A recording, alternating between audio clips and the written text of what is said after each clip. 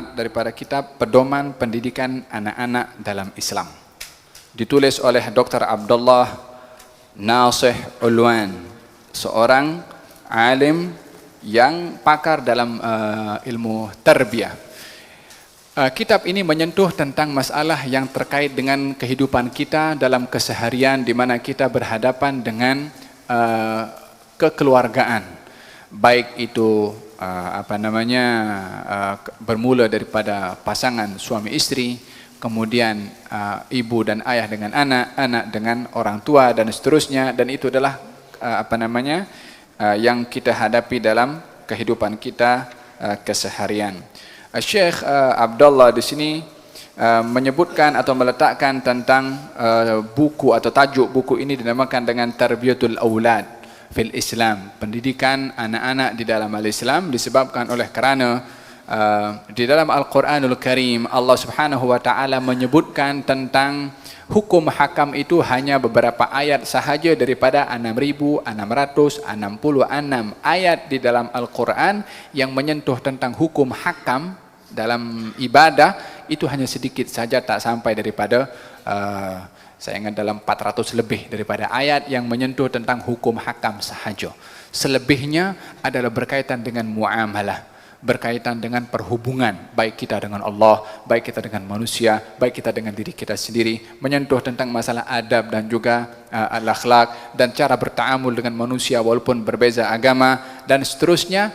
Yang intinya adalah agama ini menitik beratkan tentang muamalah, sistem perhubungan antara kita dengan sesama kita ataupun dengan makhluk Allah secara amnya. Di antara yang diutamakan dalam perhubungan kita keseharian adalah hubungan kita dengan ahli keluarga kita, yaitu khususnya adalah anak-anak yang mempunyai hak kepada kita. Selain nafkah adalah mempunyai hak kepada kita tarbiyah, yaitu pendidikan.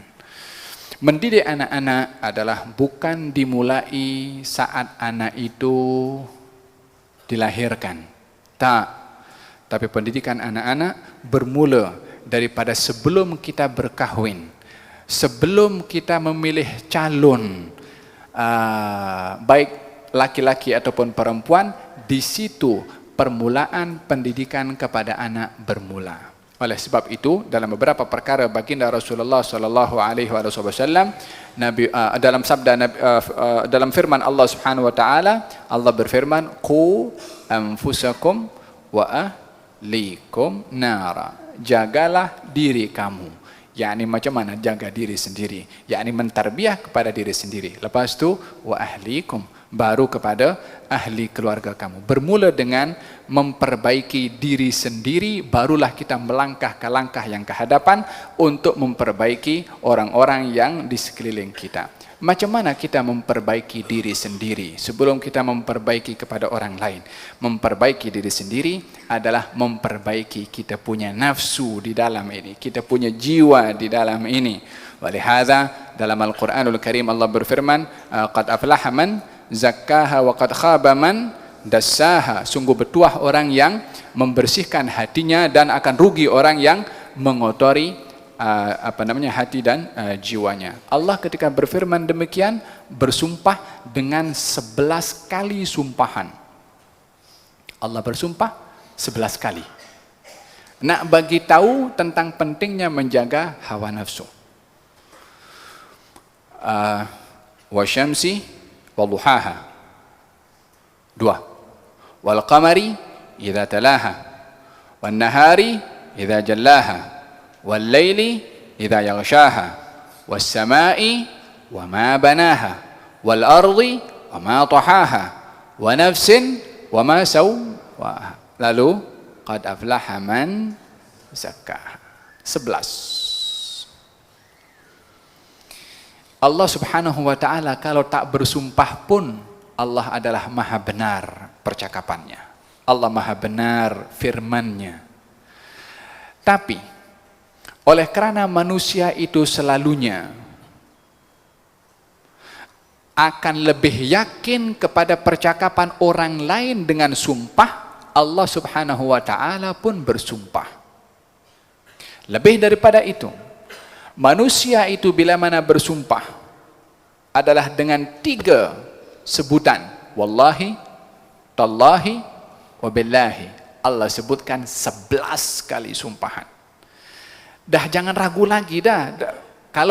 Kalaupun ada ruang nak ragu di situ atau tak mengindahkan apa yang akan disampaikan oleh Allah setelah 11 sumpahan disampaikan oleh Allah, tak tahu lagi manusia macam mana dia menyikapi kepada firman Allah Subhanahu wa taala. Nak bagi tahu qad aflaha man zakkaha wa qad khaba man dassaha, Allah mengemukakan 11 sumpahan. Problem utama kepada pendidikan manusia yang perlu untuk dimulai adalah diri sendiri. Contoh yang perlu saya kongsikan di sini adalah kisah anak Adam. Kita semua tahu kisah Habil dan Qabil. Tapi kita perlu untuk orang kampung saya kata mempreteli. Maksudnya itu mendetailkan kupasan Allah Subhanahu wa taala di dalam Al-Qur'an.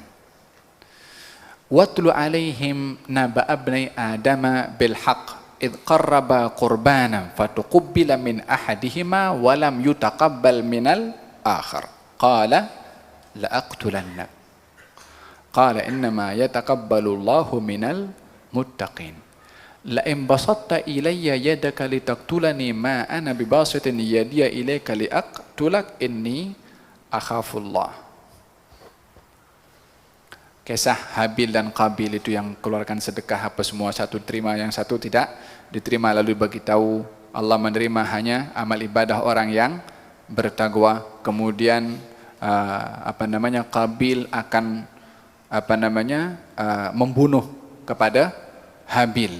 Kata Habil, kalau kamu hulurkan tangan kamu untuk bunuh aku tak akan hulurkan tangan aku untuk bunuh kepada engkau. Aku takut kepada Allah Subhanahu wa taala. Pembunuhan itu sudah berlaku atau belum? Belum berlaku. Ya kan? Bila pembunuhan itu berlaku, Allah bagi tahu, fatawwa'at lahu nafsuhu qatla akhihi faqatalahu. Fatawwa'at lahu nafsuhu. Tawwa'at itu daripada kata ta'at, taat. Mentaatkan kepada Qabil hawa nafsunya untuk membunuh kepada Habil. Saya ulangi. Mentaatkan atau memaksa taat hawa nafsu Qabil kepada Qabil untuk bunuh kepada Habil. Yang memaksa siapa di situ? Hawa nafsu. Tawwa'at lahu nafsuhu. Hawa nafsunya paksa Qabil taat kepada dirinya, yakni kepada hawa nafsunya. Itu tangannya belum lagi bunuh. Fikirannya pun masih ragu-ragu nak bunuh. Tapi yang paksa kepada otak sehingga tangan bergerak untuk membunuh kepada Habil, nafsunya. Fatawwa'at lahu nafsuhu. Nafsunya memaksa taat kepada Qabil untuk membunuh kepada Habil. Faqatalahu. Baru Qabil bunuh Habil. Pembunuhan itu kemudian. Tapi Allah, jangan lupa Allah sebutkan sebabnya bila itu Qabil bunuh kepada Habil. Setelah hawa nafsunya paksa kepada Qabil untuk bunuh. Demikian juga problem dalam hidup manusia ini, tindakan jenayah apapun yang dilakukan, permulaannya daripada hawa nafsu. Tindakan tangan, tindakan mulut, tindakan mata, melakukan perkara-perkara yang dilarang oleh Allah, puncanya bermula daripada hawa nafsu. Oleh karena segala kesilapan yang dilakukan oleh tubuh badan itu puncanya adalah hawa nafsu, barulah kita dapat rahasia kenapa Allah jelaskan sampai 11 kali sumpahan nak bagi tahu bagaimana pentingnya seseorang untuk menjaga jiwa dan hawa nafsunya daripada kehendak dan juga sifat rakusnya. Kata Imam Al-Ghazali menukilkan syair di dalam kitabnya, tawaqqa nafsaka an ghawailaha innan nafsa akhbathu min sab'ina syaitana. Jaga kau punya diri daripada kehendak hawa nafsu. Sesungguhnya hawa nafsu itu lebih berbahaya daripada bahaya 70 syaitan. Inna kaida syaitani kana dha'ifa. Tipu muslihat syaitan itu lemah. Tapi hawa nafsu, inna nafsa la ammaratun bisu. Sesungguhnya hawa nafsu itu menyuruh manusia, bukan menyuruh, suka menyuruh kepada manusia melakukan perkara yang buruk. Idan, permulaan kita membina rumah tangga untuk mendidik kepada anak-anak bermula dengan kita mendidik diri kita sendiri. Artinya berusaha mendidik anak-anak dengan juga berusaha untuk memperbaiki diri sendiri, tapi bukan menunggu diri sendiri baik untuk kasih baik orang lain. Tak, kita kalau usaha nak kasih baik diri sendiri sampai bila-bila terus ini hawa nafsu mencabar kepada kita, tak boleh baik-baik. Lalu kalau begitu bila nak kasih baik orang lain, kita punya keluarga? Perbaiki diri pada masa yang sama, berusaha di dalam mendidik, memperbaiki orang lain. Tujuannya adalah memperbaiki kepada diri sendiri. Kalau kita nak halang anak kita, jangan kamu berdusta, ini ayat, tegur kepada diri sendiri sebelum tegur kepada anak, supaya kita tidak ajarkan kepada anak cara berdusta dengan praktikal kita yang dinampak oleh anak.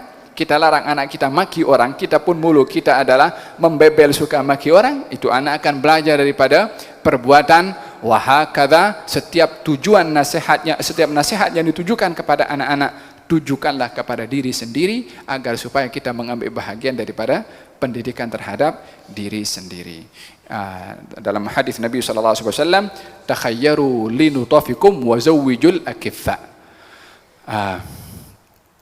Takhayyaru linutafikum, carilah kamu rahim untuk nak simpan benih kamu. Disuruh untuk mencari rahim yang bersih. Artinya apa? Carilah calon yang baik. Baik ini dalam hal mencari istri, ataupun sama juga istri bila mana mencari calon atau dipinang atau dirisi oleh lelaki yang lain, supaya pasangan yang baik itu menjadi sebab juga pendidikan kepada anak-anak dengan pasangan yang baik. Kata baginda Rasulullah, iyyakum wa khadra'id diman. Hati-hati kamu kepada perempuan yang namanya khadra'id diman. Gal apa itu khadra'id diman ya Rasulullah? Gal al-mar'atul hasna fi mambatis su'. Perempuan yang cantik tapi hidup di lingkungan yang tidak baik. Artinya perempuan yang tidak baik walaupun cantik, maka hati-hati dengan yang sedemikian. Kenapa? Disebabkan karena perkahwinan, bukan hanya daripada segi cantik, karena cantik sejauh manapun cantik orang, lama-lama pun juga akan berubah, bukan buruklah, berubah. Tak berubah pun juga benda yang sudah kita hari-hari elok, hari-hari ditengok, lama-lama jadi biasa. Kita punya kereta baru, macam pertama kita tengok macam hari-hari nak keluar. Dah lama itu kereta macam biasa dah. Sifat manusia tak ada yang puas hati dengan satu keadaan. Oleh sebab itu Allah Subhanahu wa taala berikan kenikmatan dalam syurga yang tidak sama nikmatnya. Karena supaya apa? Supaya manusia tidak bosan. Karena manusia dengan benda yang sama lama-lama akan menjadi bukan bosan, biasa. Kita lebih walihada dalam Al-Quran wa utubihi mutasyabiha. Allah berikan dalam kenikmatan dalam syurga mutasyabiha. Kenikmatannya itu adalah serupa. Kalau serupa bermakna tidak sama. Apple yang dimakan itu, kali pertama makan apple mempunyai rasa, kali yang kedua rasanya lebih sedap daripada yang pertama, yang ketiga lebih sedap daripada yang kedua, dan berterusan seperti itu supaya manusia tidak bosan dengan satu rasa pada satu buah yang diberikan oleh Allah Subhanahu wa taala di dalam syurga. Fahimtum? Idzan dalam hal ini langkah yang kedua untuk seseorang itu dapat melakukan pendidikan kepada anak-anak adalah memilih calon yang baik. Baik itu calon istri ataupun sebaliknya adalah calon suami. Walihada penulis di sini mengategorikan tentang pentingnya pernikahan dalam 3 aspek yang saya akan bahaskan pada kelas yang akan datang. Yang pertama adalah perkawinan merupakan fitrah. Yang kedua adalah perkawinan itu adalah merupakan social interest. Yang ketiga adalah perkawinan itu hendaklah dengan cara memilih. Allah letakkan fitrah, kecenderungan laki-laki kepada perempuan itu bahagian daripada nikmat yang diberikan oleh Allah. Demikian sebaliknya, maka Allah pun menghalalkan perkahwinan. Yang kedua, perkahwinan adalah merupakan social interest, disebabkan oleh kerana Allah Subhanahu wa taala menciptakan bumi ini untuk dihuni oleh manusia-manusia yang baik. Maka Allah jadikan wasilah yang baik untuk dapat lahir turun temurun penghuni dunia ini, orang-orang yang baik, maka diikat dengan melalui perkahwinan. Oleh sebab itu perkahwinan merupakan ikatan suci, bukan hanya sekedar perhubungan yang hal ini adalah dikongsi sama dengan semua makhluk pun.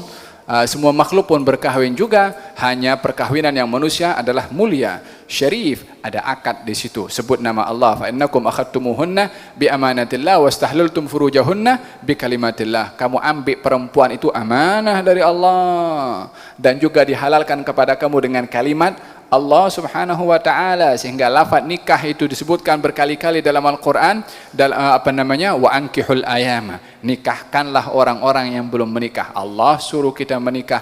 Fahimtum? Walihada pernikahan itu adalah merupakan satu ikatan suci yang merupakan teras kepada atau wasilah kepada adanya zuriyah, yang zuriyah ini adalah akan menjadi sebab makmurnya bumi ini dengan ramai penghuni daripada kalangan manusia. Huwallazi ansha'akum fil ardi wasta'marakum fiha. Dialah Allah yang mencipta kamu di atas muka bumi ini dan memakmurkan bumi ini dengan kamu. Agaknya dimakmurkan bumi ini dengan zuriyah, tentunya yang dimaksudkan adalah orang-orang yang baik, maka dijadikan wasilah yang baik, yaitu adalah melalui perkahwinan. Maka dengan demikian seseorang yang ingin mendidik, membina rumah tangga yang terdidik dan mendidik anak-anak dengan baik, bukan hanya memilih calon yang baik, tapi memahami konsep pernikahan itu sendiri, bukan sebagai pelengkap status, bukan hanya sekedar untuk memenuhi nafsu syahwat, karena hal ini dikongsi sama dengan makhluk yang lain termasuk al-hayawan. Akan tetapi pernikahan adalah merupakan